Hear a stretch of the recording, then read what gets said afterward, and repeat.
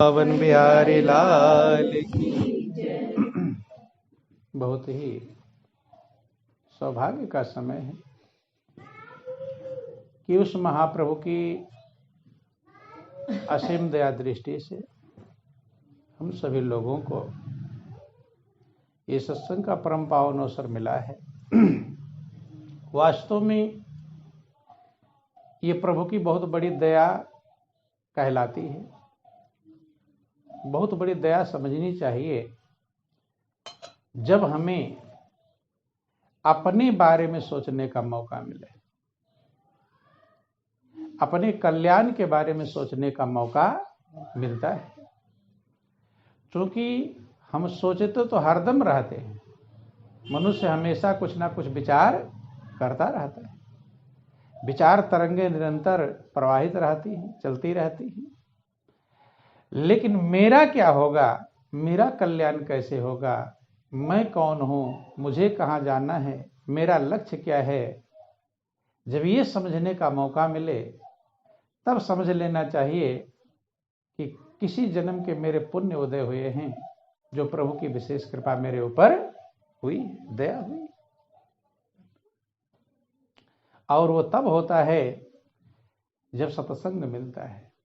आप लोग सुनते रहते हैं, बिन सत्संग विवेक न होई और राम कृपा बिन सुलभ न सोई। यदि लोग धन दौलत जब मिल जाता तो कहते भगवान की बहुत बड़ी कृपा है, नहीं समझ में। लेकिन महापुरुष क्या कहते हैं, कीमत इस बात की होती है। विद्यार्थी अपने हिसाब से तो पूरा सही लिख कर आता है, लेकिन विद्यार्थी के हिसाब से जो लिखा गया है वो मान्य नहीं होता। मान्य होता है मास्टर के हिसाब से जो सही है, नंबर उस पर मिलता है। ऐसे अपने आप हम सोच लेते हैं, किसी को नौकरी मिल गई तो सोच लेता है बहुत बड़ी मेरे पर प्रभु की कृपा है। किसी को किराए का मकान मिल गया तो क्या सोचता है, भाई किराए का मकान ढूंढ रहे थे, परेशान थे, नहीं मिल रहा था, और किराए का मकान मिल गया, तब क्या कहते हैं कि बहुत बड़ी प्रभु की कृपा हुई, जो अच्छा मकान मिल गया। कहां कहां कृपा समझते हैं। कोई अपना मकान बन जाता है तो कृपा समझते हैं, बेटा पैदा हो गया कृपा समझ लेते हैं। लेकिन सबसे बड़ी कृपा क्या है? कृपा तो सब है, क्योंकि हर पल प्रभु की कृपा बरस रही है। एक भी पल ऐसा नहीं है जब हमारे ऊपर परमात्मा की कृपा बरस न रही। क्योंकि जो हमारा श्वास का संचालन हो रहा है ये मालिक की कृपा पर निर्भर है और हर पल चल रहा है।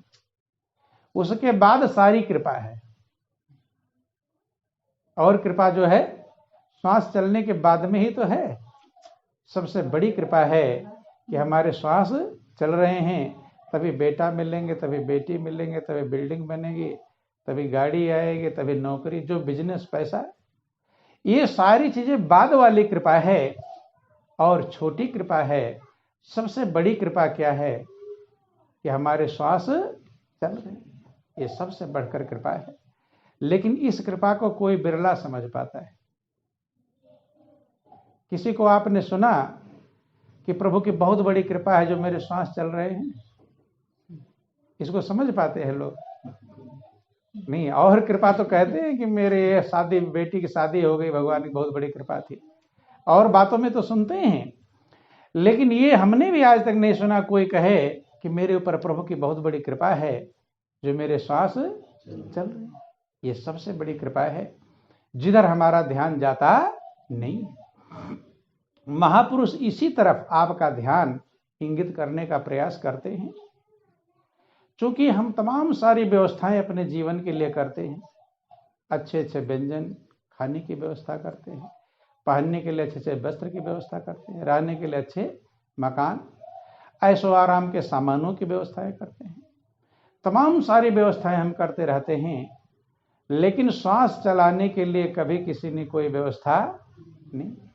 हाँ, कोरोना के समय में सिलेंडर ला रहे थे, नहीं समझ में।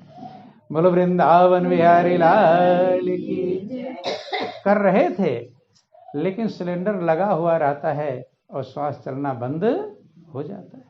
सिलेंडर भी श्वास चलने की कृपा नहीं है, वो तो एक श्वास में सहयोग है। क्या है? सहयोग। श्वास का चलना कहीं और से होता है, कहां से चल रहा है ये कोई जान पाता नहीं। चल तो रहा है, ये मालूम है, जैसे इंजन चलता है ना, आटा की चक्की आप लोगों ने देखा होगा, पानी के बोर भी होते हैं, चलते रहते हैं। तो इंजन एक होता है इंजन, और दूसरी होती चक्की जिसमें आप गेहूं डालते हैं, ठीक है। उसके बीच में एक पट्टा होता है, समझ गए? पट्टा जिसे कहते हैं, जिसके द्वारा वो चक्की को घुमाता है, चलाता है। तो पावर इंजन में है। किसमें है? पावर इंजन में है। या मोटर हो, जो भी है, बिजली की मोटर भी चलती है, लेकिन बीच में जो पटा होता है वो जॉइंट का काम करता है, इंजन की पावर से चक्की को चलाता है। पटा एक माध्यम है। क्या है? माध्यम। ठीक इसी प्रकार से हम सब लोग चक्की हैं और परमात्मा इंजन है। क्या है?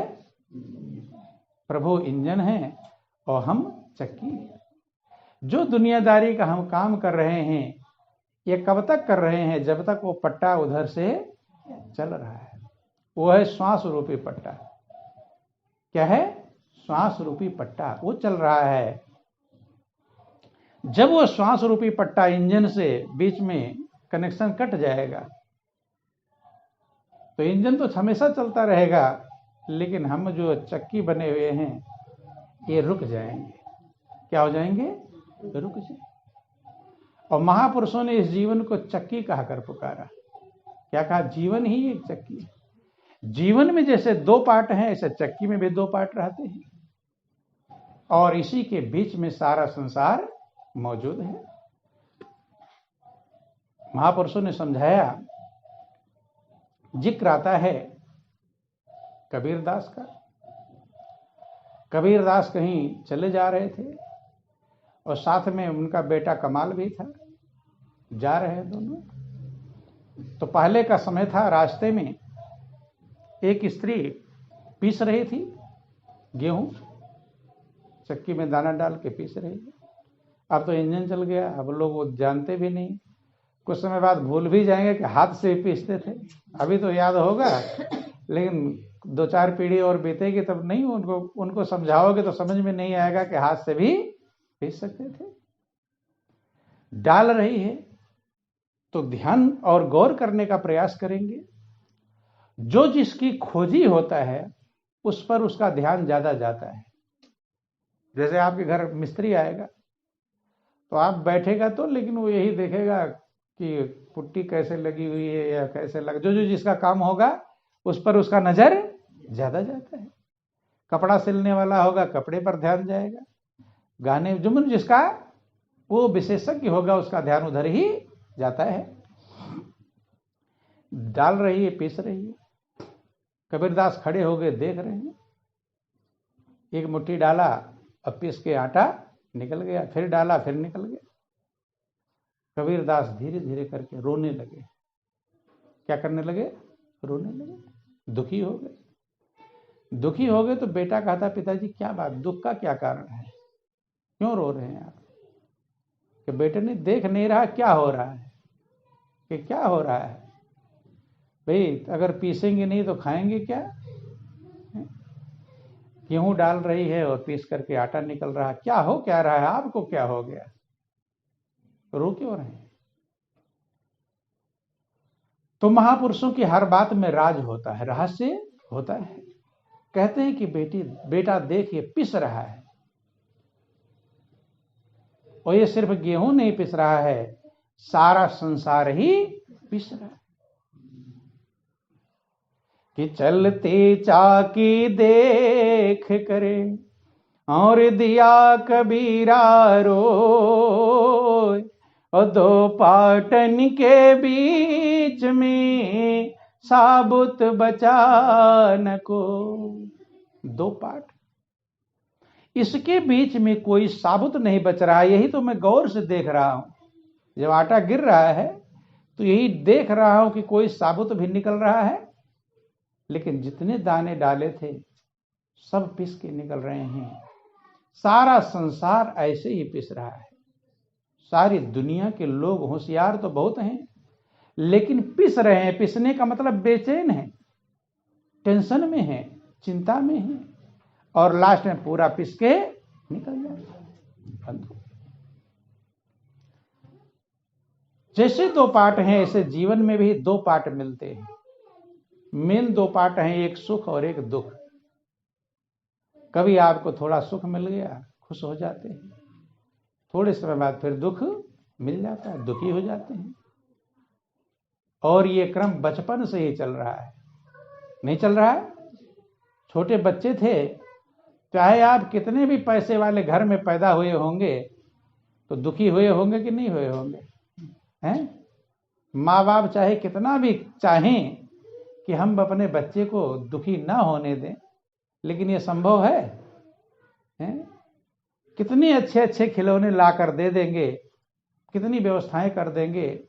हर माँ बाप चाहते कि मेरा बच्चा दुखी ना हो, लेकिन दुखी होने से रोक सकते नहीं।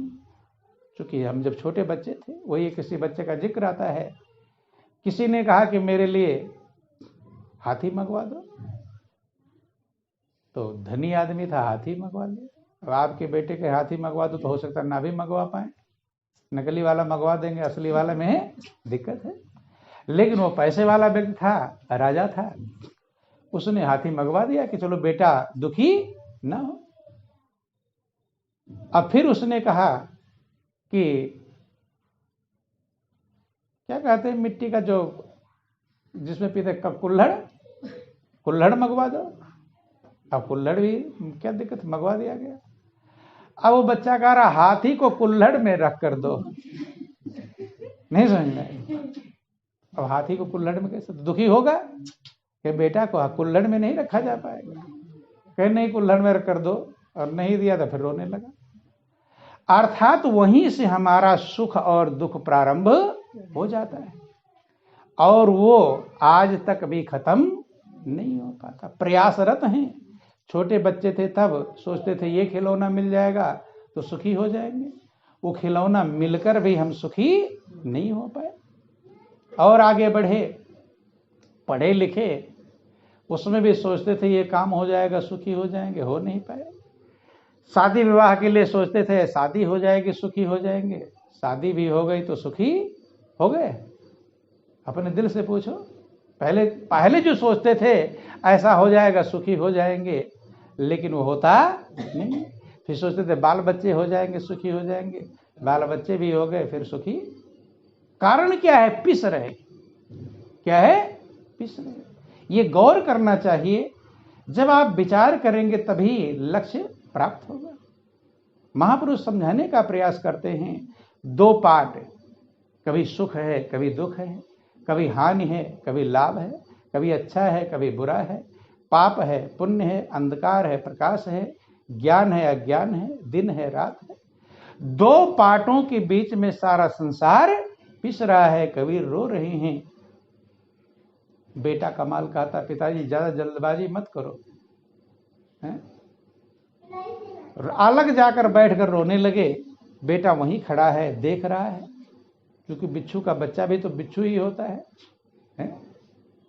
जब योग्य है तो कुछ ना कुछ गुण सीखा। पीस रही है स्त्री, पीसते पीसते जब पीस चुका गेहूं, कबीर तो अलग बैठकर रो रहे हैं। जब उसने चाकी के पाट को उठाया साफ करने के लिए, जब उठाया तब वो बेटा वही देख रहा है कि जो कील के पास में कुछ दाने थे वो पिसे नहीं थे। जाकर कहता है कि पिताजी अब रोना बंद कर दो, अब चिंता करने कोई बात नहीं, सब नहीं पिसे, बचे हैं।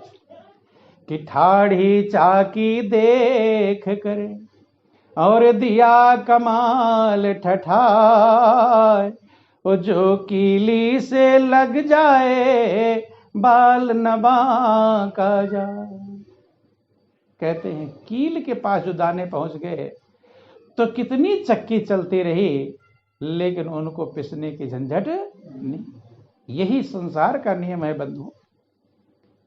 ये सारा संसार पिस रहा है, चूंकि चक्की और कील का अंतर होता है कि चक्की तो घूमती रहती है लेकिन कील घूमता नहीं, वो स्थिर रहता। एक जगह अगर कील भी घूमने लगे तो पिसेगा नहीं समझ, ध्यान देना। अगर चक्की के साथ कील भी घूमने लगे तो पिस जाएगा, फिर पिसने वाला नहीं है। इसलिए कील को ठोकते हैं, जब हिल जाता है घूमने लगता है, क्या करते हैं उसको मजबूत रखते ताकि वो घूमे, उसी के सहारे तो चक्की घूमेगी। और वो घूमने लगा चक्की कैसे घूमेगी। ऐसे संसार में सब कुछ परिवर्तनशील है, बदलने वाला है। एक ही नहीं परिवर्तनशील है, वो है परमात्मा। वही कील है। क्या है? वही कील है। उसके पास अगर पहुंच जाएंगे, दूर नहीं, उससे थोड़ा भी दूर रहेंगे तो पिस जाएंगे। ध्यान देना, थोड़ी दूर से काम चलने वाला नहीं, बिल्कुल जब पास में पहुंच जाएगा कील के, चिपक जाएगा जाकर, क्या कर लेगा? थोड़ी दूरी से काम चलने वाला नहीं।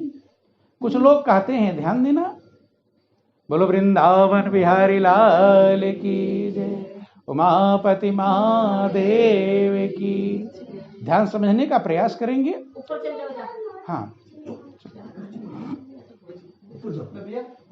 बैठ जाओ आप लोग। हाँ, नहीं जाने दो, खेल।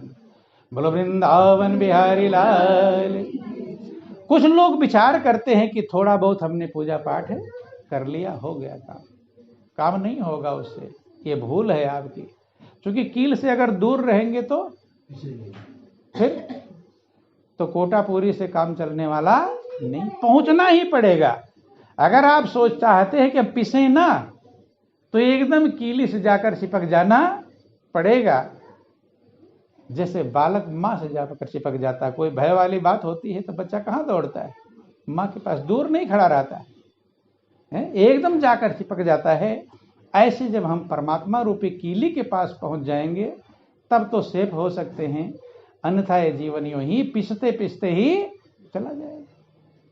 तो महापुरुष समझाने का प्रयास करते हैं, चूंकि पिसने का मतलब क्या है कि सब कुछ हम पा लेते हैं लेकिन हमारी आत्मा में संतुष्टि प्राप्त नहीं होता। ये पिसना है। पिसने का मतलब बेचैनी, अशांति। क्या क्या नहीं पा लिए, लाखों करोड़ से ज्यादा पा लिए हैं, लेकिन अंदर में संतुष्टि प्राप्त नहीं होता। जो जो चाहते हैं तमाम प्रयास तो कर लेते हैं। बचपन से जो चाहा था उसमें बहुत सारी चीजें मिल गई हैं, भाई कुछ नहीं भी मिली होंगी और कुछ मिल भी गया होगा। इतनी चीजें मिलने के बावजूद अगर आप हिसाब लगाएंगे, गौर करेंगे, बचपन से आपको क्या क्या मिला है, तो शायद आप गिन नहीं पाएंगे। गिन लेंगे ना, सामानों को गिन सकते हैं और ना ही व्यवस्थाओं को गिन सकते। क्या क्या चीजें खाए हैं, कितना पहने हैं, कितने आराम की व्यवस्थाएं मिली हैं, गिन पाएंगे? और कितना सामान आपके घर में है, गिन लेंगे? हैं? किसी को है गिनती कि मेरे पास इतना सामान है? किसी को याद है? याद हो तो बतला दो भाई, आपके पास कितना सामान है। भेड़ चराने वाला भी याद रखता है कि मेरे पास इतनी भेड़ है? गाय चराने वाला याद रखता है मेरे पास कितनी गाय है? लेकिन आपने अपने सामानों को क्यों नहीं याद किया कि मेरे पास कितने सामान है? याद नहीं, क्योंकि उधर ध्यान नहीं जो है। किधर ध्यान है? जो नहीं है वही बेचैन करेगा ना। अगर इधर ध्यान होता कि जो है तो बहुत मगन हो गए होते। ध्यान वहां, महापुरुष कहते हैं, मुद्दई क्या यही तेरा ईमान है, बैठा है तू कहीं और कहीं ध्यान है। कहां बैठे हैं, कहां ध्यान है? जिन्होंने ये ध्यान कर लिया कि मेरे पास क्या क्या है, वे मगन हो गए। और जिनका ध्यान वहां रहा, जो नहीं है, वो बेचैन ही बेचैन रहे। ध्यान देना, यही कारण है। चूंकि हम एक चीज ढूंढ रहे हैं जो हमेशा रहने वाला। जो भी चीज आपको मिली है तो आपका क्या मन है कि ये चीजें हमसे छूट जाए कि मेरे साथ रहें? क्या मन है? मन में क्या है? साथ रहें। जो जो मिल गया है चाहते हैं साथ रहें, ये मन में है, अंदर है। लेकिन भले आप सोचते हैं कि साथ रहें, लेकिन साथ रह पाएंगे नहीं, ये भी पक्का है। जिन चीजों को आप सोच रहे होंगे कि मेरे साथ रहे, वो साथ रहने वाली नहीं। और आपका मन क्या है? साथ रखना चाहते हैं। तो यही झंझट है, यही असंतुष्टि है। असंतुष्टि का कारण है कि हम चाहते हैं कि जो मिला है वो साथ रहे।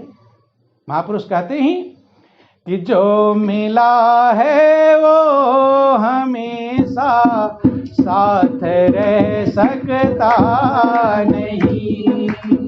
जो मिला है वो हमेशा साथ रह सकता नहीं। हाँ, कब बिछड़ जाए ये कोई राज कह सकता नहीं।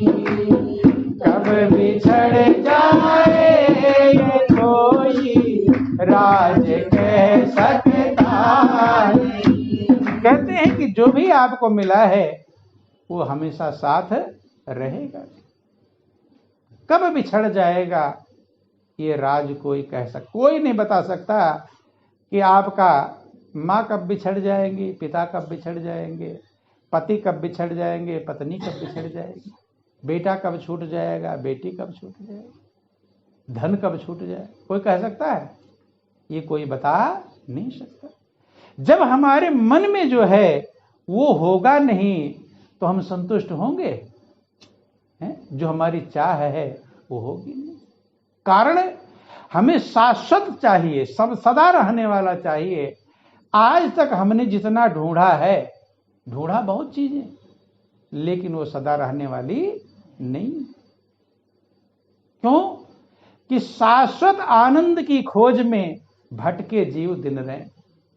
हम जो भटक रहे हैं, परेशान हैं, बेचैन हैं, शाश्वत सुख की चाह है। जो आनंद, जो सुख सदा हमारे साथ है, जो सुख हमसे बिछड़े नहीं, यही तो चाह है, अंदर की जो पुकार है। और जब दुनिया में कोई चीज शाश्वत है नहीं तो शाश्वत आनंद कैसे मिलेगा? तो अंदर की जब चाह नहीं पूरी होगी तो हम बेचैन रहेंगे कि खुश रहेंगे? क्या रहेंगे? बेचैन ही।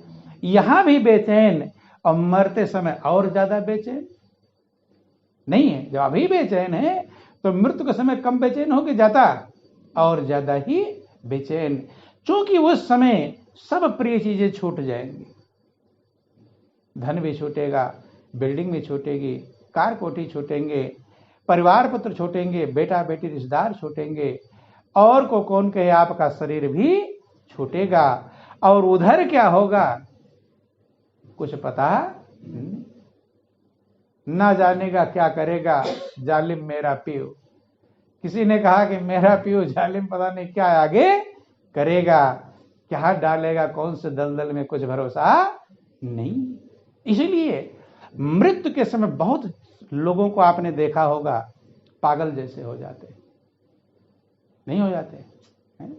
देखते हैं दिमाग चकरा जाता है, कुछ का कुछ बोलते हैं, पूछोगे कुछ कहेगा कुछ, कुछ गाली बकना चालू कर देते, कुछ उल्टा सीधा सामान में पटकना चालू कर, मतलब दिमाग सही कार्य नहीं करता, क्योंकि उसे सब दिखाई पड़ रहा है कि अब सब छूटेगा, क्या होगा, पागल हो जाएगा। लेकिन महापुरुष कहते हैं शाश्वत जो आनंद है, जो चीज शाश्वत है उसमें है, और शाश्वत मात्र एक है, वो है परमात्मा।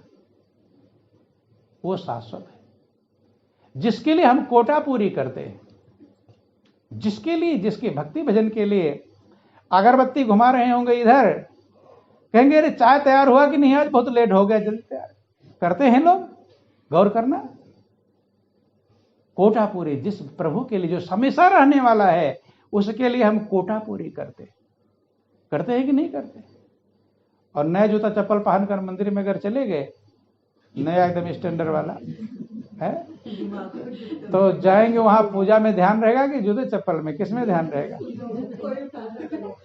बोलो वृंदावन बिहारी लाल।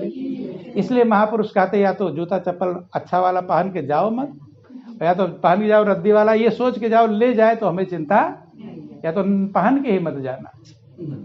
उतने देर तो कम से कम मन लग जाए जूता ही, क्योंकि जूते चप्पल की कीमत भगवान से बढ़ जाती है, नहीं बढ़ जाती है?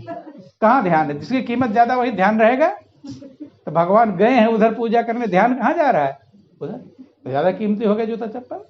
यही अज्ञानता, यही प्रेम है हमारा भगवान से, इसी को हम भक्ति समझते हैं। उतनी देर भी मन भगवान में नहीं लग पाया तो कैसे भक्त हैं हम? ध्यान देना, महापुरुष समझाने का प्रयास करते हैं, यही समझाते हैं कि कैसे आपका मन लगेगा। क्योंकि जो शाश्वत है, जिनकी भी हम पूजा करने जाते हैं, सभी महापुरुषों ने समझाया कि वो तुम्हारे पास है। कहां है? तुम्हारे पास।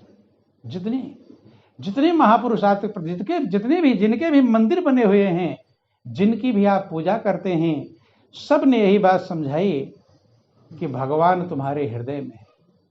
कहां है? किसी को बतला दो कि इन्होंने नहीं कहा कि भगवान हृदय में है, सब ने यही कहा। रामायण अगर आप लोग पढ़ते हैं, रामायण भी कह रहा परमात्मा आपके हृदय में ही मौजूद है, कि व्यापक एक ब्रह्म अविनाशी और सत्य चेतन घन आनंद राशि, अस प्रभु हृदय अछत अभिकारी और सकल जीव जग दीन दुखारी। ऐसे प्रभु हृदय में, थोड़ा आगे हो जाओ आप लोग, हाँ भला और हो जाओ। बोलो वृंदावन बिहारी लाल की। ध्यान देना, समझने का प्रयास करेंगे। रामायण कह रहा है व्यापक एक ब्रह्म है अविनाशी, एक परमात्मा है जो हर जगह व्यापक है, जो सत्य है, चेतन है और आनंद की राशि है, ढेर है। वहां थोड़ा आनंद नहीं है, क्षणिक आनंद नहीं है, वहां शाश्वत आनंद है, राशि है। अस प्रभु हृदय अछत अविकारी, जो परमात्मा सत्य है, चेतन है, आनंद स्वरूप है, इसीलिए उसे सच्चिदानंद कहकर पुकारा गया। अस प्रभु हृदय अछत अविकारी, ऐसे प्रभु आपके हृदय में मौजूद हैं, रहते हुए भी संसार के प्राणी दीन और दुखी। भाई कोई चीज अमेरिका होती तो हम न मिल पाता, बात अलग थी। कहां पर है? हृदय में। अमेरिका होती किराया भाड़ा जिसके पास, वही मान लो भगवान अमेरिका होते तो कौन जा पाता? जिसके पास किराया भाड़ा होगा पैसे, वही तो जा पाता। लेकिन प्रभु ने ऐसी व्यवस्था किया है, गरीब अमीर, राजा फकीर, पढ़ा अनपढ़, मूर्ख विद्वान, सब के लिए एक कृपा किया है, सबके हृदय में प्रभु मौजूद।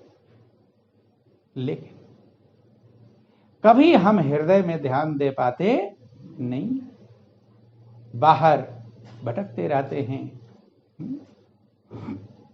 उस रामायण की हम पूजा तो करते हैं, लेकिन रामायण क्या कह रहा है इस बात को मानते नहीं। और सही में बात मानना ही पूजा है। जिसकी आप बात मानते हैं, कभी कभी कोई पत्नी की बात ज्यादा मानने लगे तो कहते रहे तो पत्नी भक्त ही है, नहीं कहते हैं, कहा ना सुन, मैंने जिसकी बात जो मानता है उसी का तो भक्त है। कोई श्रवण कुमार हुए, माता पिता की आज्ञा का उन्होंने पालन किया तो माता पिता भक्त कहलाते हैं, जिसकी बात जो मानते हैं। ध्यान देना, ऐसे ही देखो हनुमान जी की भी आप पूजा करते हैं। हनुमान जी भी यही समझा रहे थे कि प्रभु हृदय में मौजूद है। कहाँ है? हृदय में। हनुमान जी के मंदिर में हम कितनी बार गए होंगे। तमाम जगहों पर सीना फाड़ा हुआ हनुमान जी की मूर्ति बनी होती है या तस्वीर बना होता है। दर्शन भी कराए, पूजा भी कराए। लेकिन हनुमान जी क्या समझाना चाह रहे हैं, क्या आपने गौर किया? हनुमान जी यही समझाना चाह रहे हैं कि प्रभु तुम्हारे हृदय में ही मौजूद है। लोगों को विश्वास दिलाने के लिए, जब नहीं विश्वास किए होंगे उनकी बात का, क्योंकि जो भी महापुरुष आते हैं सत्य का ज्ञान देते हैं। हनुमान जी अपने समय में सत्य का ज्ञान समझाया, लोग उनकी बात का विश्वास नहीं करते। याद रख लेना, जब तक महापुरुष रहते हैं तब तक लोग उनकी बात को समझ नहीं पाते हैं, चले जाते हैं, तब अगरबत्ती और पूजा चालू कर देते हैं। बोलो वृंदावन बिहारी लाल।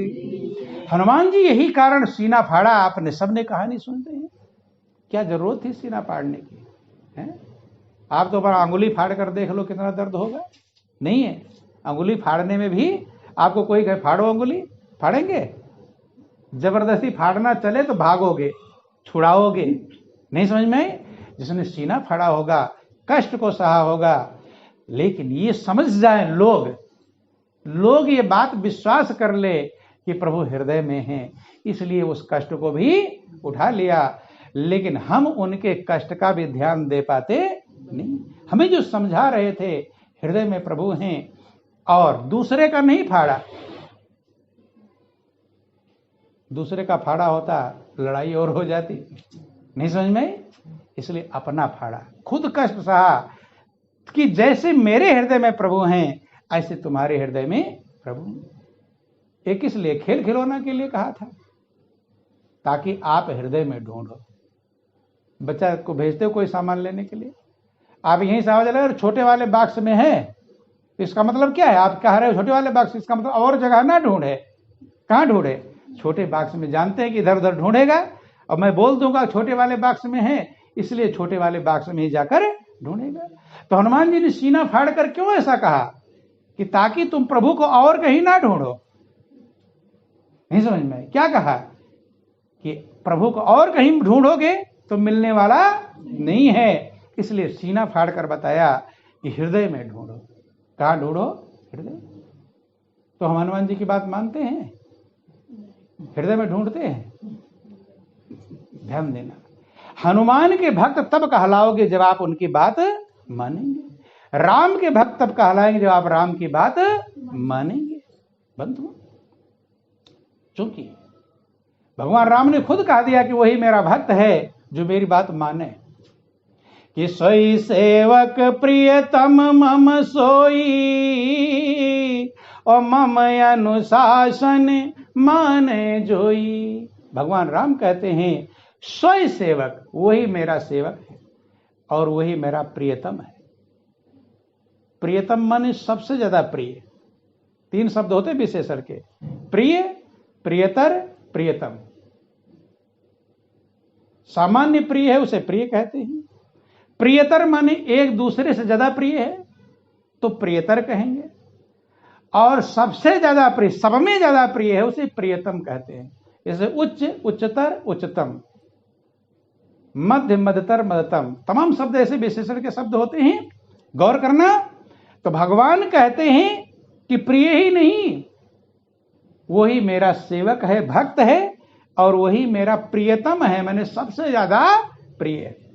सोई सेवक प्रियतम मम सोई, और मम अनुशासन माने जोई, जो मेरी आज्ञा मानेगा। उन्होंने छांट दिया।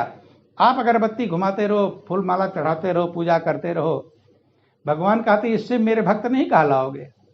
भक्त कब कहलाओगे?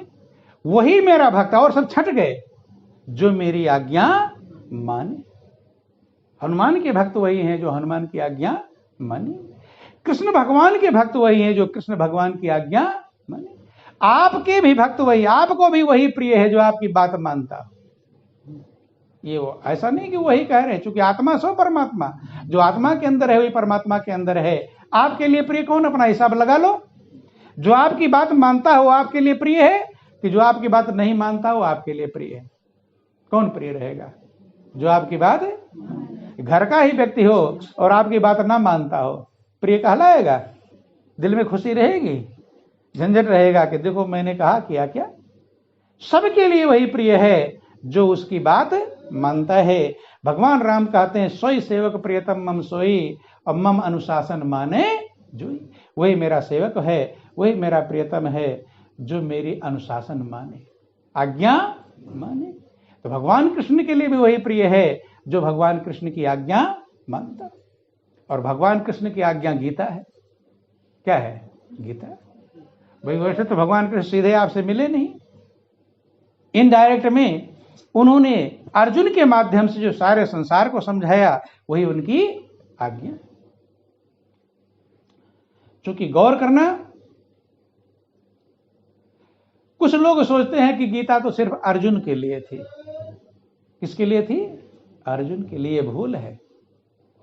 गीता हम सब लोगों के लिए। अर्जुन को तो ज्ञान पहले दे दिया भगवान कृष्ण ने, गीता बाद में बनी होगी। ज्ञान दे दिया, वही क्या क्या ज्ञान समझाया समझ। तो गीता अर्जुन के लिए थी कि हम लोगों के लिए है? हम लोगों के लिए। अर्जुन को तो गीता की जरूरत, उसे ज्ञान मिल चुका था। उसने तो गुड़ खा लिया था, उसे अब गन्ना पेरने और बनाने और गुड़ बनाने की जरूरत है नहीं। वो काम हमें जरूरत है। गौर करना, वो गीता हम के लिए, हमारे लोगों के लिए है। भगवान कृष्ण ने अर्जुन को समझाया। आप लोग सुनते भी हैं, गीता पढ़ते भी रहते हैं कि हे अर्जुन, जो तू ये देख रहा है ये मेरा वास्तविक स्वरूप नहीं। गौर करना, मेरे वास्तविक स्वरूप को तू इन आंखों से नहीं देख सकता। किसने कहा? भगवान श्री कृष्ण ने।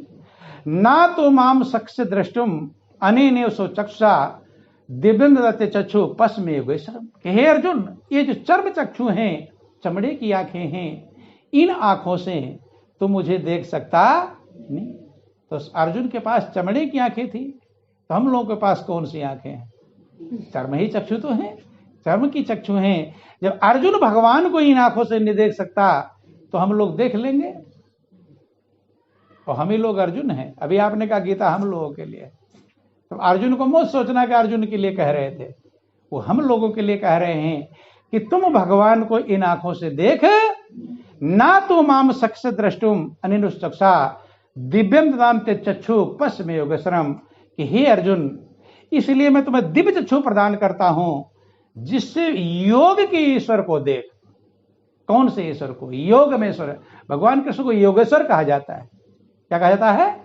योगेश्वर। योग के ईश्वर। योग माने जोड़, योग माने जोड़, जोड़ वाला ईश्वर। अब जोड़ वाला ईश्वर कौन है? जब आत्मा परमात्मा में एकाकार हो जाती है उसको योग कहते हैं। जुड़ जाती है, मिल जाती है, तब उसे कहते हैं योग। और तब जिस परमात्मा का अनुभव होता है उसे योगेश्वर कहते हैं। क्या कहते हैं? योगेश्वर। सीधा ईश्वर नहीं है। भगवान कृष्ण ने कहा मुझ ईश्वर को देख। ध्यान देना। बोलो वृंदावन बिहारी लाल की। कि ना तो माम सक्ष दृष्टुम अनेनेषु चक्षुषा। कि हे अर्जुन, ना तो माम सक्ष दृष्टुम, तू समर्थ नहीं है मुझे देखने में इन प्राकृतिक नेत्रों से। ये प्राकृतिक नेत्र हैं, प्रकृति को देखने वाले नेत्र हैं। इन नेत्रों से तो मुझे देख नहीं सकता। इसलिए ददाम ताम दिव्य चक्षु, इसलिए मैं दिव्य नेत्र प्रदान करता हूं। किसके लिए? योग ईश्वर को देखने के लिए। योग में स्थित जिस ईश्वर को प्राप्त किया जाता है उस ईश्वर को देखने के लिए तुमसे मैं दिव्य चक्षु प्रदान करता हूं। तब मुझे पहचान पाएगा, तब तेरा मोह दूर होगा, तब तू मंजिल पाएगा, तब तेरा जीवन सफल होगा। तो जब ये बात कही जाए खुद को समझो कि भगवान कृष्ण मुझसे कह रहे हैं। गीता आपसे कह रही है, अर्जुन से कह रही है। किससे? आपसे कह रही है। इन आंखों से चूंकि ध्यान समझने का प्रयास करेंगे, ये प्रकृति को देखती है हमारी नेत्र, और परमात्मा प्रकृति से परे है। भगवान के लिए महापुरुष कहते, रामायण में लिखा गया कि ज्ञान गिरा गोती तज माया गुण गोपार, सोई सच्चिदानंद घन कर नर चरित उदार। वो ज्ञान माने बुद्धि से परे है। बुद्धि से परमात्मा को कोई जान सकता नहीं। बड़े बड़े बुद्धिमान वैज्ञानिक हैं, चंद्रमा पर पहुंचे, क्या क्या मिसाइलें तोपे बना रहे हैं, बुद्धि है। लेकिन परमात्मा बुद्धि का विषय नहीं। ज्ञान गिरा गोती। बुद्धि से अगर जानना होता तो वैज्ञानिक सबसे पहले जान लिए होते।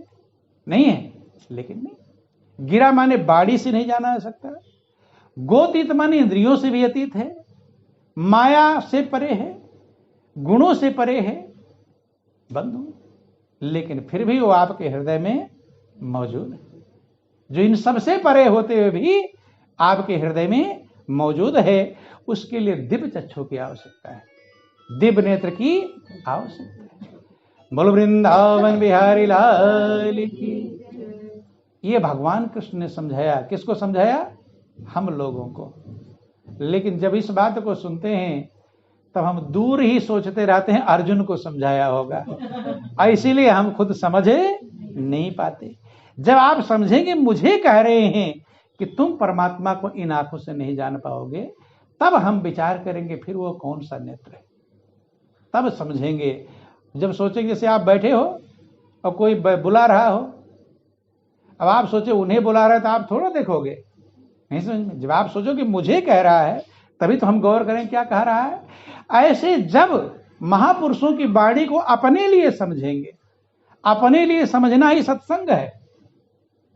किसके लिए? अपने लिए समझना ही सत्संग है। अपने लिए भोजन करना ही पेट भरना है, नहीं समझ में। अपने लिए नहाना ही शरीर की सफाई है, अपने लिए कपड़े पहनना ही, जो जो काम करते हैं अपने लिए करेंगे तभी तो आप चमकेंगे। ऐसे ही जब आप सत्संग अपने लिए सुनेंगे, जय सोच लिया अर्जुन के लिए, तब आप नहीं समझ पाएंगे। जब समझेंगे मेरे लिए है कि अगर परमात्मा को साथी मुझे बनाना है, क्योंकि सब साथी साथ छोड़ देंगे, तो इन आंखों का विषय नहीं है, दिव्य नेत्र की आवश्यकता है। कौन से नेत्र की? दिव्य चक्षु की आवश्यकता है। और सबके पास वो दिव्य चक्षु है, ये ध्यान समझ लेना।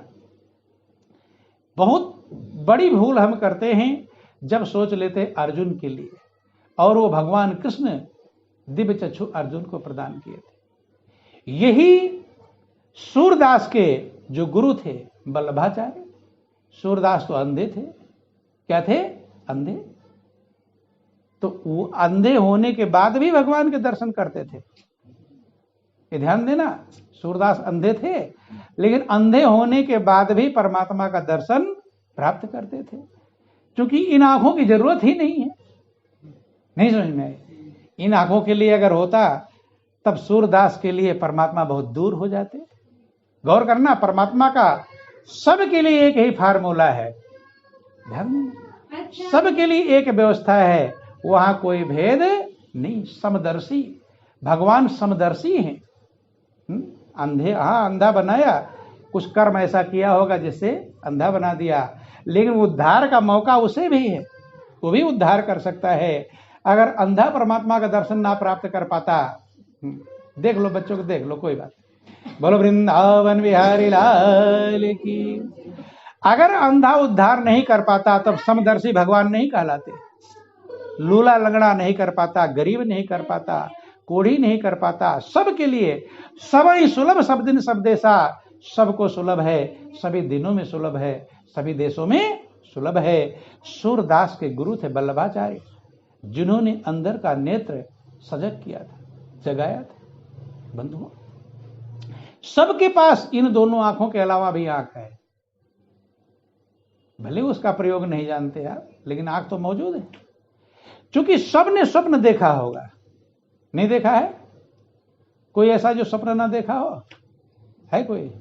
क्योंकि प्रभु कसर नहीं किसी के लिए रखते। स्वप्न अपना देखे होते तब कहते भाई मैंने तो कभी स्वप्न देखा नहीं, इसलिए सबको स्वप्न दिखाते हैं। नहीं समझ में? तो नहीं तो हम उदाहरण ना दे पाते आपको। अगर एक को ना देखा होता कहते मैं तो स्वप्न देखा ही नहीं, मुझे कैसे बताएंगे? नहीं समझ में? इसलिए कोई ऐसा, सबने स्वप्न देखा है, और लेकिन देख लेते हैं, कहानी आप सुना भी देते हैं कि हम यहाँ गए थे, बाजार गए थे, वहां गए थे, सुनाते हैं। लेकिन सवेरे सवेरे बड़े मगन होकर कभी सपन सुनाते हैं और कभी बेचैन होकर सुनाते हैं। अगर दुख वाला देख लिया तो थोड़ा दुखी रहेंगे, और खुशी वाला देख लिया तो खुशी। ध्यान देना, सुनाते हैं। थोड़ी देर के लिए आप लोग फोन बंद कर दिया करो। बोलो वृंदावन बिहारी लाल की, उमापति महादेव। ध्यान देना। तो जब आप स्वप्न देखते हैं, कहानी भी सुना देते हैं, लेकिन क्या कभी आपने विचार किया कि मैंने कौन सी आंख से स्वप्न देखा था? ये ध्यान आता है? कहानी अच्छा बुरा सुना दी, आज तो मैंने ऐसा स्वप्न देखा, और खत्म हो गया। स्वप्न वहीं पर नहीं रुकता। स्वप्न से थोड़ा और एक कदम आगे बढ़ जाते तो आपके अंदर खोज पैदा हो जाता, आवश्यकता ही आविष्कार की जननी कहलाती है। रिसर्च पैदा हो जाता कि जिस आंख से मैंने स्वप्न देखा था वो कौन सी आंख थी, किस आंख से मैंने देखा था। क्योंकि ये आंख तो सोई हुई थी, नहीं समझ में? ये आंखें, इन आंखों का सवाल तो है नहीं, क्योंकि ये आंखें सोई हुई थी। इसका मतलब, और आप देख रहे थे, ध्यान देना, ये आंखें बंद थी और फिर भी आप देख रहे थे, उसमें चिल्लाए भी थे, चीखे भी थी, वो घटना आपके साथ है घटित, खुश भी हुए थे, बेचैन। तमाम प्रमाण मिलता है, जो स्वप्न के प्रमाण जगने पर भी मिलते हैं कि हम स्वप्न देखे थे। तो विचार अगर किए होते वो कौन सी आंख थी जिससे हम देख रहे थे? आंख तो बंद थी, आंखें तो बंद थी, लेकिन फिर भी हम देख रहे थे। उसी को अन्य नेत्र कहकर पुकारते। क्या कहते हैं? अन्य नेत्र। उसी को उपनयन कहते हैं। हिंदू शास्त्रों में क्या है? उपनयन। उपनयन संस्कार सुने होंगे, हैं? उपनयन संस्कार का मतलब होता है जब वो नयन खुलता है तब होता उपनयन संस्कार। पहले का नाम है, जब गुरुकुल में लोग रहते थे और गुरु अंदर के नेत्र को खोलते थे तब उपनयन संस्कार होता था। लेकिन अब कोटा पूरी है, जनेऊ पहना दिया, भीख मंगवा दिया, जो व्यवस्थाएं हैं पढ़ दिया। जैसे राष्ट्रपति है, उपराष्ट्रपति। क्या है? राष्ट्रपति, उपराष्ट्रपति। ऐसे ही वो दो नेत्र राष्ट्रपति हो गए और अंदर वाला नेत्र उपनयन हो गया। नयन और उपनयन, प्रधानमंत्री, उप प्रधानमंत्री। तो उपनयन जब खुलेगा तब होगा उपनयन संस्कार। उसे उपनयन भी कहते हैं। कुछ भी कह लो, कहने से नहीं फर्क पड़ता, चाहे उसे मन की आंख को हो, चाहे उसे आत्मा की आंख को हो, चाहे उसे ज्ञान की आंख को हो, चाहे तीसरा नेत्र का हो, चाहे शिव नेत्र का हो, चाहे त्रिकुटी, भ्रिकुटी, थर्ड आई ईसाई कहते हैं, चश्मे सिर्फ मुसलमान कहकर पुकारते हैं, तीसरा नेत्र, तमाम नाम शास्त्रों में चर्चा आया है। वो आंखें सभी के पास मौजूद हैं। और भगवान कृष्ण कहते हैं दिव्य चक्षु के द्वारा, दिव्य माने अलौकिक, ये लौकिक है, वो अलौकिक है, अलौकिक के द्वारा अलौकिक का दर्शन प्राप्त होता है बंधु। और तभी आपकी आत्मा उससे जुड़ेगी। किससे जुड़ेगी? आत्मा कैसे जुड़ेगी भाई? बोलो वृंदावन बिहारी लाल की। जैसे वर वधू की शादी होती है, क्या होती है? शादी। तो शादी का मतलब है संबंध, संबंध जोड़ना ही तो शादी है। इसीलिए दोनों के माता पिता संबंधी कहलाते हैं। क्या कहलाते हैं? संबंधी। समधी जो जनरल नाम हो गया, सही नाम उसका क्या है? संबंधी। अब तद्भव तत्सम जो आप पढ़ते हैं तो उसका हो गया तद्भव, क्या हो गया? समधी हो गया। ध्यान देना, सही नाम उसका संबंधी। जब संबंध जुड़ता है, क्या जुड़ता है? संबंध जुड़ता है, तभी संबंधी कहलाते हैं। और तभी वर और वधू पर अधिकार होता है। अगर संबंध न जुड़े तो अधिकार कैसे होगा? अधिकार होता नहीं। ध्यान देना। और दूसरी चीज यह है कि अगर वैसे ही उसके बीच में एक संबंध जोड़ने वाला होता है, क्या होता है? संबंध को जोड़ने वाला, जो शर्त बतलाता है, इसी शर्त पर आपका संबंध जुड़ेगा। वर वधू जब बैठते हैं, क्या करते हैं? बैठते हैं। तो पंडित बीच में होते हैं, बताते हैं कि नहीं बताते? पंडित क्या जरूरत थी? अपने आप अगर संबंध जुड़ जाता तो पंडित की जरूरत नहीं पड़ती। तीसरा संबंध जोड़ता है। जब दोनों का संबंध जुड़ता है तब वो पक्का होता है। और अगर पंडित बीच में ना रहे और अपने आप संबंध जुड़ जाए तो उस संबंध का महत्व होता नहीं। ये ध्यान देना।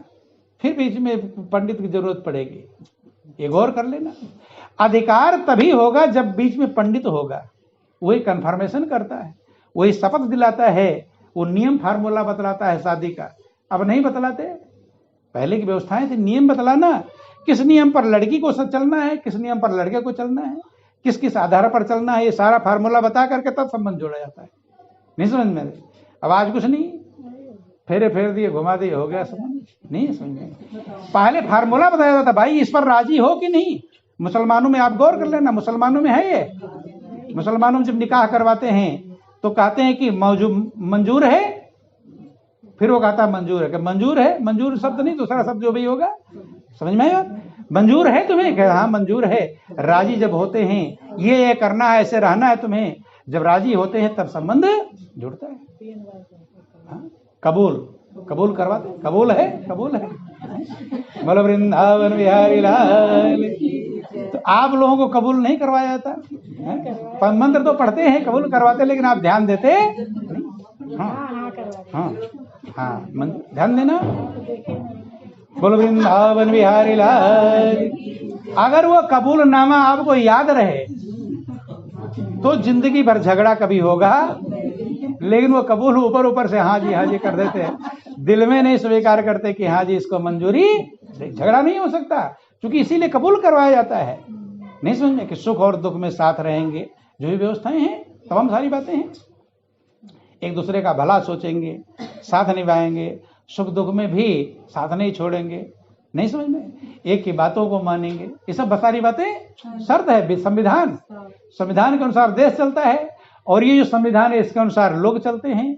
लेकिन संविधान का जब खिलाफत चलता है तो देश बिगड़ जाता है, और आप नियमों का उल्लंघन करते तो आप बिगड़े जाते।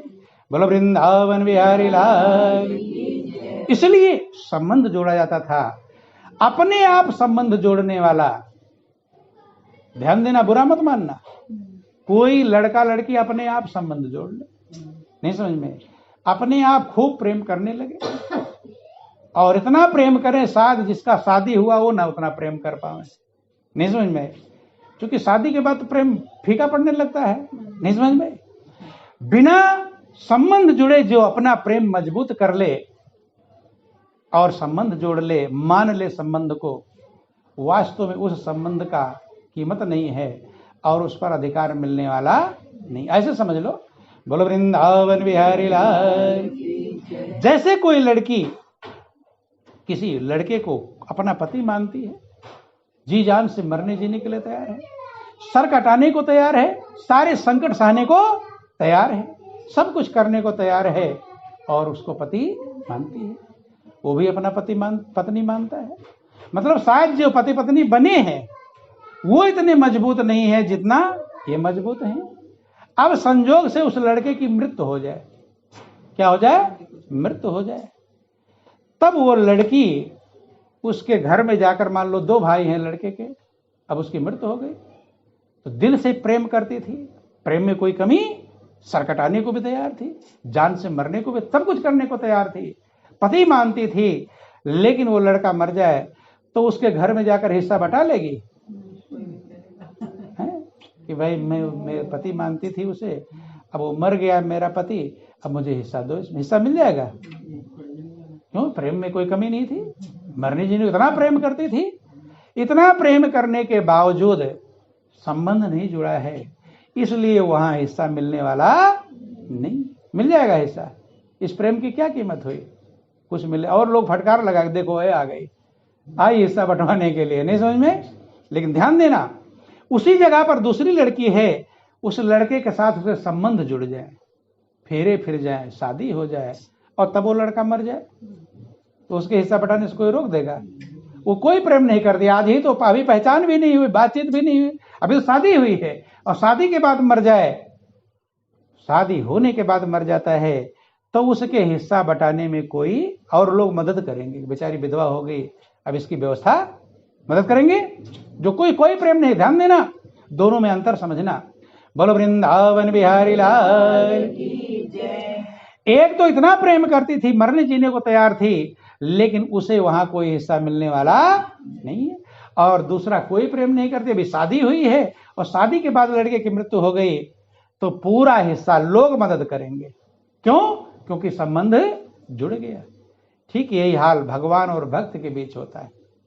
ध्यान देना, भक्त भी पत्नी है और भगवान उसके पति है।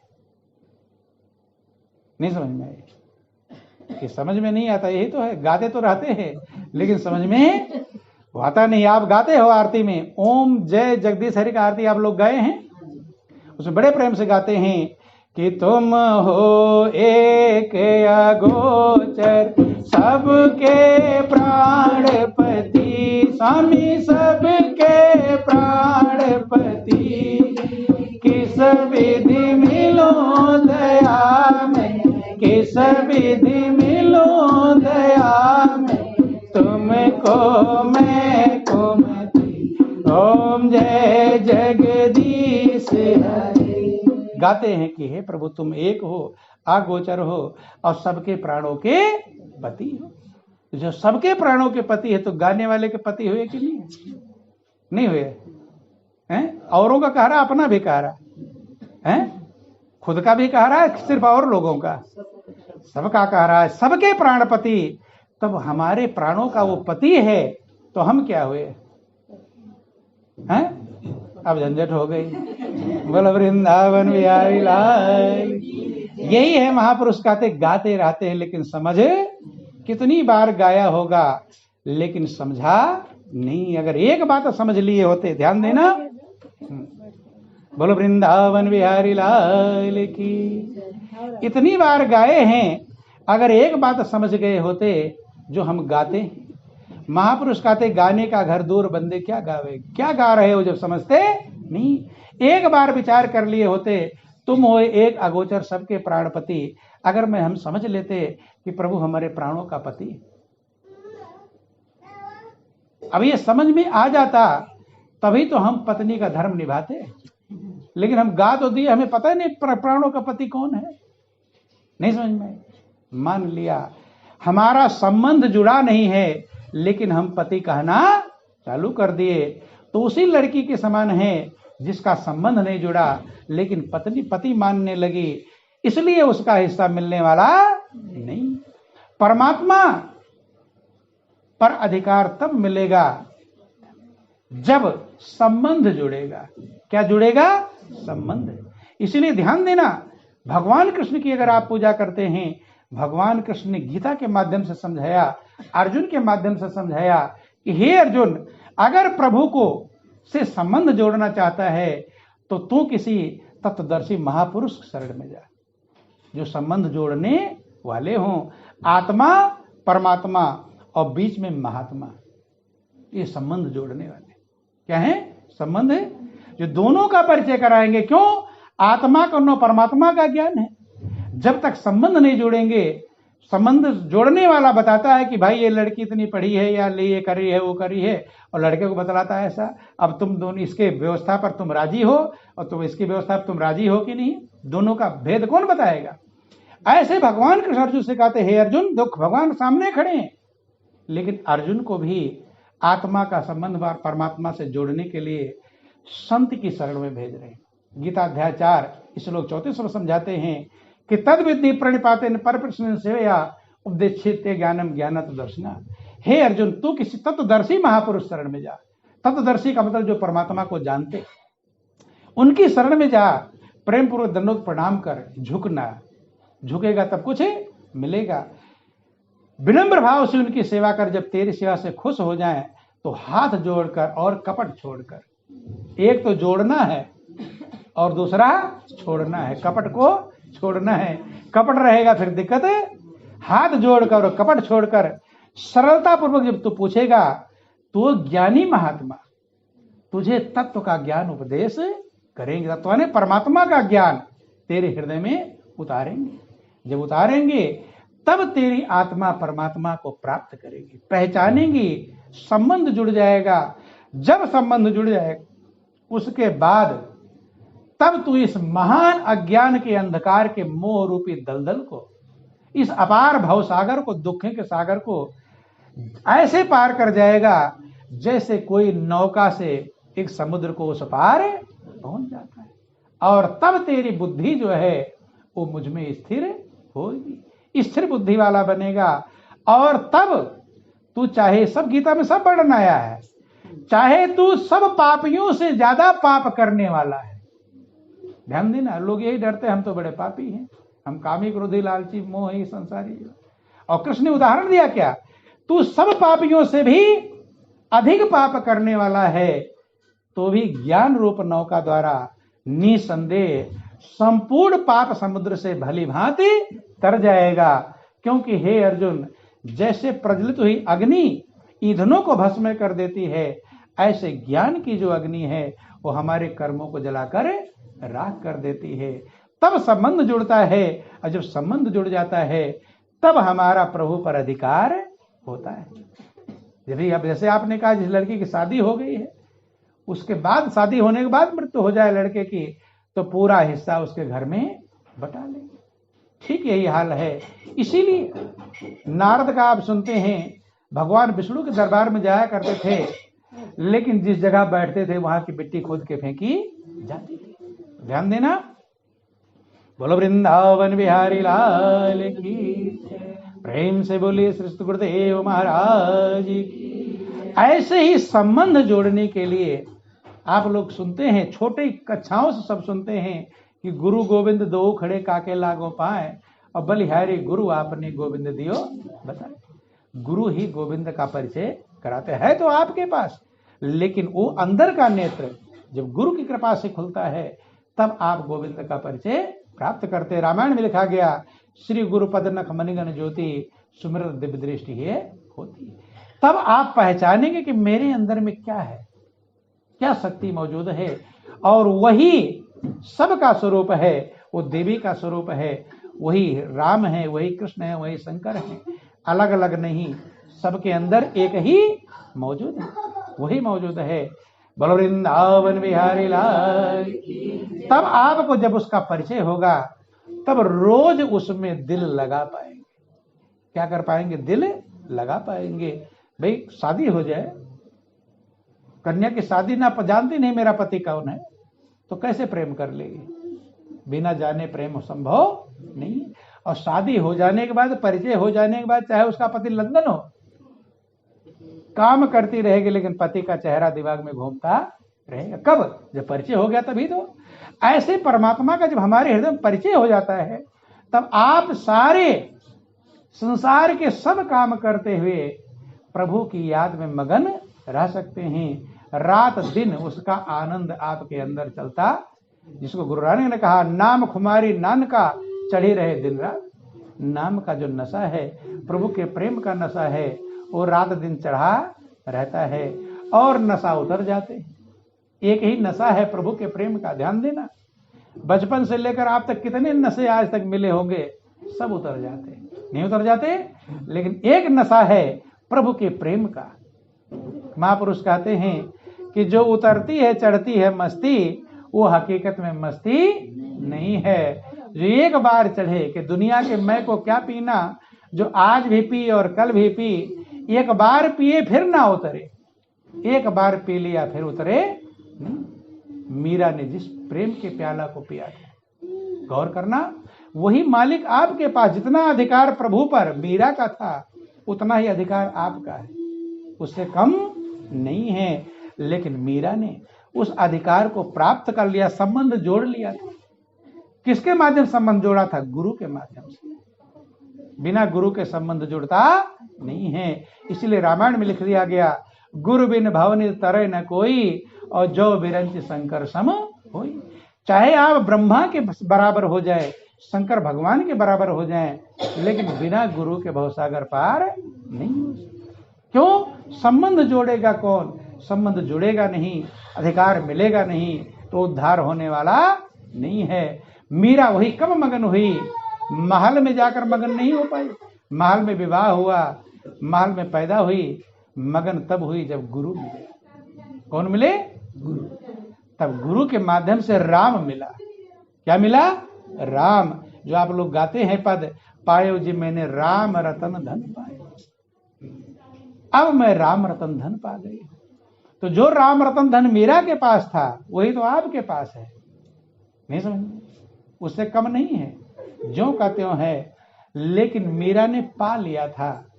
जैसे खजाने सबके घर गड़े हों, जितने लोग आए हैं सबके घर में करोड़ रुपया गड़ा हुआ हो, ठीक है, लेकिन आप करोड़पति नहीं कहलाएंगे गढ़ने से।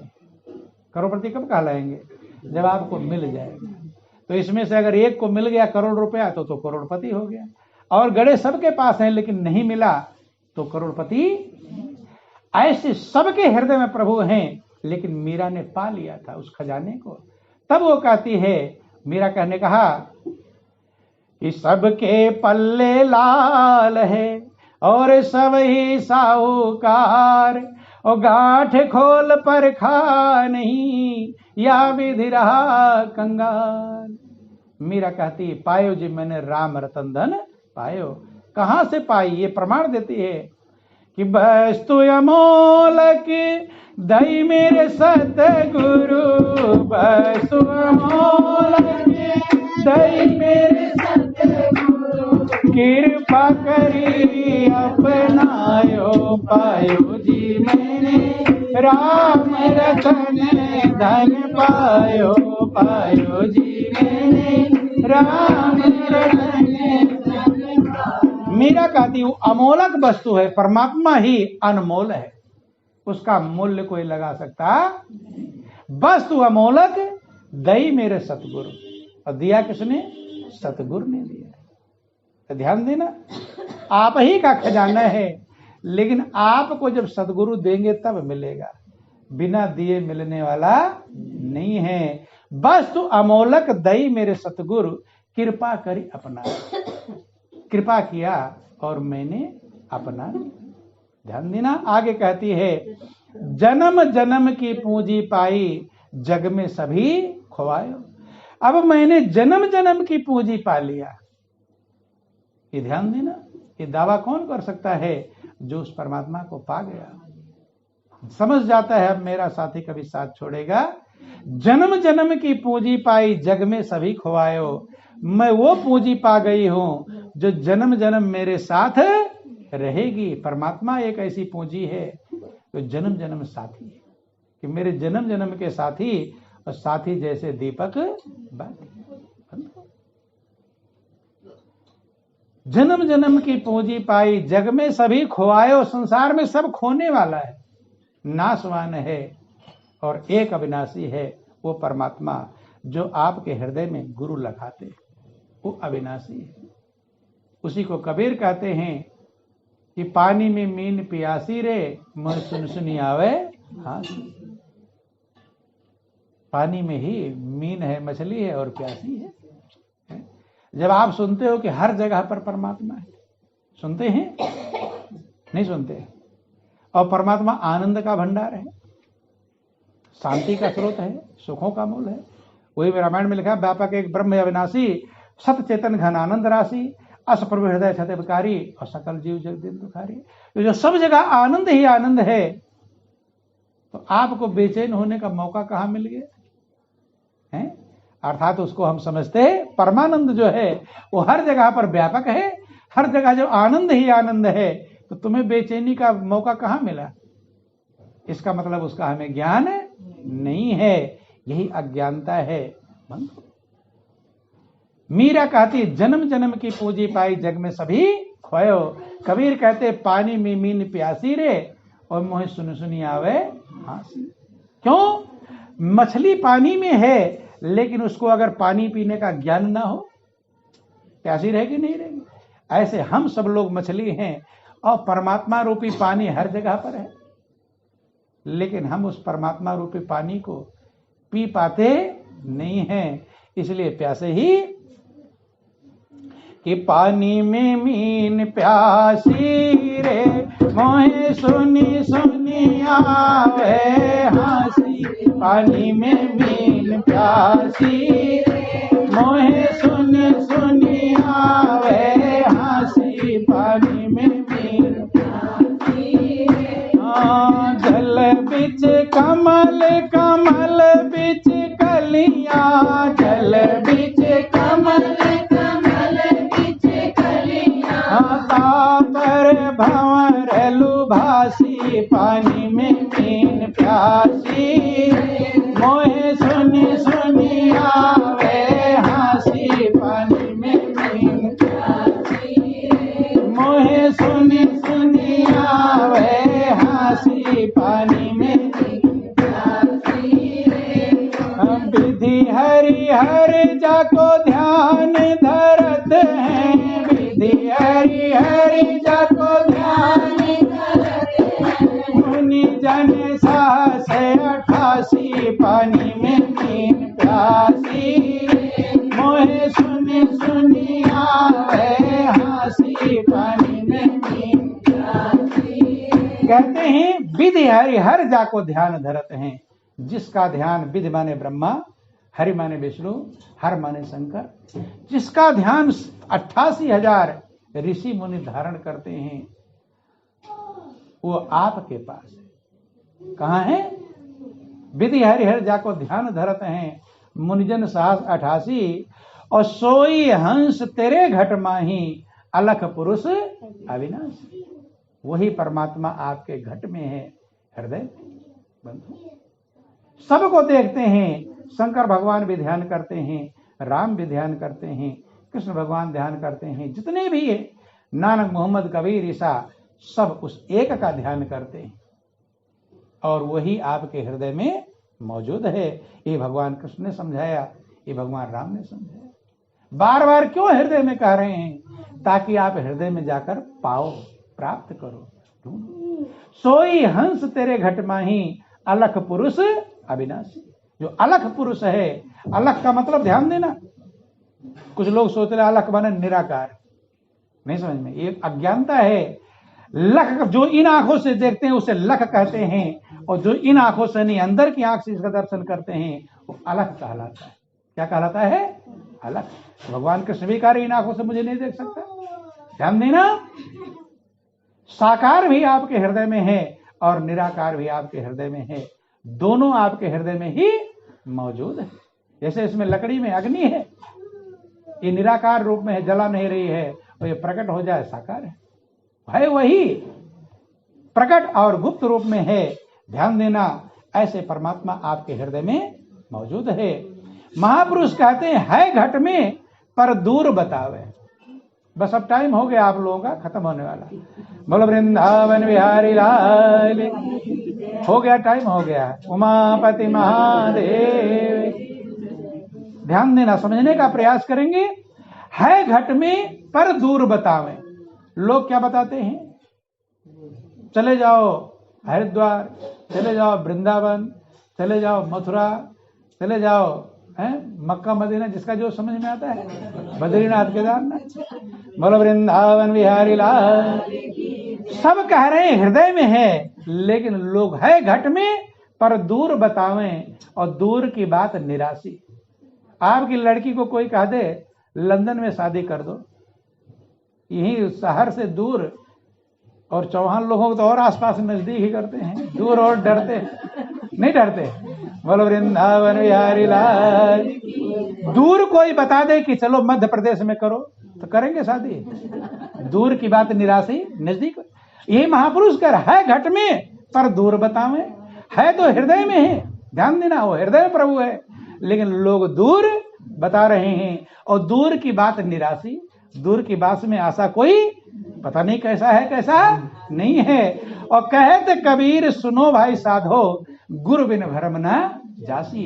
हृदय में कैसे है, क्या स्वरूप है, किस रूप में है, कैसे आप दर्शन प्राप्त करोगे, ये भ्रम बिना गुरु के संभव नहीं, जाएगा नहीं। तब तक प्यासे ही पानी में मीन प्यासी रे, मुझ सुन सुनी आवे हासी। और जब गुरु मिलते हैं तो अंदर का भेद, वही अर्जुन कितना बेचैन थे, जब कृष्ण अर्जुन गुरु के रूप में मिले तो उसके सारे भेद को खत्म कर दिया। और जो अर्जुन कायर बनकर भाग रहा था, वही पूरी महाभारत की लड़ाई को जीतता है। तो सबके सामने जीवन ही एक महाभारत है। ये मैं समझना खाली महाभारत अर्जुन के सामने था, उसका तो महाभारत 8 दिन में खत्म हो गया था, और तुम्हारा महाभारत जिंदगी भर बीत गई, अभी खत्म। इससे बढ़कर महाभारत कोई भी, महाभारत में द्वंद्व, महाभारत का मतलब द्वंद्व, इधर जाऊं या इधर जाऊं, ये काम करूं या ये काम करूं, करूं कि ना करूं, ये हरदम है सबके अंदर है। कोई ऐसा जिसके अंदर द्वंद्व ना हो है कोई? सब यही बेचैन करता है। एक बात आ गई, अब आप सोचोगे करूं कि ना करूं, बेचैनी है, कन्फर्म नहीं हो रहा है। चौराहे पर आकर बेचे, एक रास्ता जा रहा है, कोई दिक्कत नहीं, जैसे चौराहा आएगा फिर दिमाग में झंझट कि ये वाला जाएगा कि ये वाला, झंझट होगा। ध्यान, द्वंद्व ही अज्ञानता, क्या करूं क्या ना करूं, निर्णय न ले पाने की क्षमता ही महाभारत है। और वहां निर्णय कब ले पाएंगे, जब कृष्ण को सारथी बनाएंगे। क्या बनाएंगे, सदगुरु जो आपके सारथी बनते हैं, तब वो निर्णय। भाई चौराहे पर नहीं समझ पा रहे हो, कौन सारा परेशान होंगे, नहीं परेशान, पता नहीं उल्टा चले जाए, तो वहां क्या करते हैं, आसपास पूछते हैं कि भाई रुड़की वाला रास्ता कौन सा जाएगा, पूछते हैं, वही गुरु है। ध्यान देना, जो पूछ रहे हैं ना रुड़की वाला रास्ता, जो बता रहा है ये वाला, क्यों, क्योंकि वो रुड़की 10 बार आया गया है और वहां पर पहुंच जाकर उस रास्ते पहुंचा, देखा है कि यहाँ रुड़की है, तब वो कह रहा हाँ ये वाला रास्ता जाएगा, वही गुरु है। ऐसे जो हमारे अंदर द्वंद्व हैं, इसका समाधान गुरु करते। परमात्मा क्या है, मेरे अंदर में है, क्या स्वरूप है, कैसे पहचानूंगा, कैसे मन उसमें स्थिर करूंगा, कैसे लगन लगाऊंगा, मरते समय कैसे अपने आप को उसमें स्थिर करूंगा, ये सारा ज्ञान गुरु देते हैं। और इसीलिए वो चौराहे पर द्वंद्व को खत्म करने वाले कहलाते हैं। इसीलिए कहा है घट में पर दूर बतावें, दूर की बात निराशी, और कहते कबीर सुनो भाई साधो, गुरु बिन भ्रम ना जासी। बिना गुरु के आज तक किसी का भी भ्रम ये खत्म होया नहीं है। भगवान भी आए, वो भी गुरु के पास गए कि राम कृष्ण से को बड़ो, तीन गुरु सेवा कीन, और 3 लोग के जो धनी सो गुरु आज्ञा आदि। इसलिए विचार करें, मनन करें, जीवन अनमोल है, सारा खजाना आपके पास है, लेकिन वो उस खजाने की चाबी गुरु की, बिना उसके वो आप ही का खजाना है, आपको प्राप्त नहीं हो पाएगा। चाहे जन्म पर जन्म बीत जाए, चाबी जब ही नहीं तो खजाना क्या करेगा। आप ताला लगा कर चले जाओ, बाहर अब आ जाओ घर में, चाबी पड़ोसी को दे गए, अब पड़ोसी जब तक नहीं मिलेगा कैसे घर में घुस जाएंगे। सामने तो सारा सामान खाना पीना नाश्ता सब है आराम का, बाहर घूमते फिरेंगे, जब तक चाबी नहीं मिलेगी अंदर का लाभ नहीं उठा पाएंगे। ऐसे अंदर सब कुछ है कि जिसका घर 3 ताला दीना और चाबी सतगुरु हाथ पठाई, गुरु के शरण में जाकर बंदे चाबी लेकर ताला खोलो। भाई जीवन कीमती है, अनमोल है। अब आपका समय भी हो गया है, ज्यादा कुछ ना कह करके विचार करें, मनन करें। अगर शाश्वत सुख चाहते हैं, शाश्वत प्रेम चाहते हैं, हमेशा का साथी चाहते हैं, तो परमात्मा को अपना साथी बनाना पड़ेगा। क्योंकि ये सारे साथी कुछ दिन के, ये साथी कुछ ही दिन के, तुम चल रहे भरोसे जिनके। न साथी कोई अंत में साथ देता, जो साथी प्रभु को बनाया न। ये सब साथियों का निभाओ, एक साथी और बढ़ा लो। 50 साथी का तो हम निभा रहे हैं, एक और 51 कर ले। यही समझदारी है कि ताकि जिस दिन ये 50 हमारा साथ छोड़े, एक तो हमारे साथ खड़ा रहे, मैं हूं, नहीं समझ में। लेकिन अगर उस एक को 51 नहीं किया, सिर्फ 50 के चक्कर में लगे रहे, जिस दिन ये 50 तुम्हारा साथी साथ छोड़ देंगे, आप व्याकुल और बेचैन हो जाएंगे। आपसे दुख दुनिया में कोई होने वाला नहीं है। इसलिए जीते जी उस प्रभु को अपना साथी बना लें। कैसे साथी बनाएंगे, यही रास्ता सदगुरु समझाते हैं। यही जीवन कीमत है, यही जीवन का सार है। अब ज्यादा कुछ ना कह करके इन्हीं चंद शब्दों के साथ बोलिए प्रेम से श्री गुरुदेव महाराज की। श्री